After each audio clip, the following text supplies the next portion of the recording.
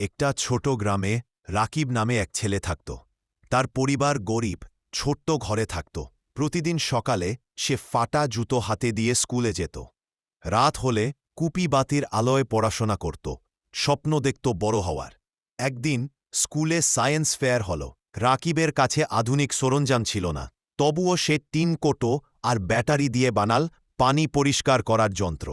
সবাই অবাক, এবং সে প্রথম পুরস্কার জিতল।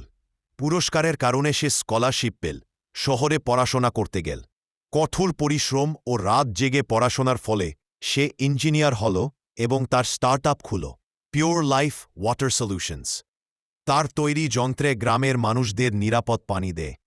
শেষে সে গ্রামে ফিরে এল, বাবা মায়ের হাত ধরা, গ্রামবাসীর সাথে আনন্দ ভাগাভাগি করে।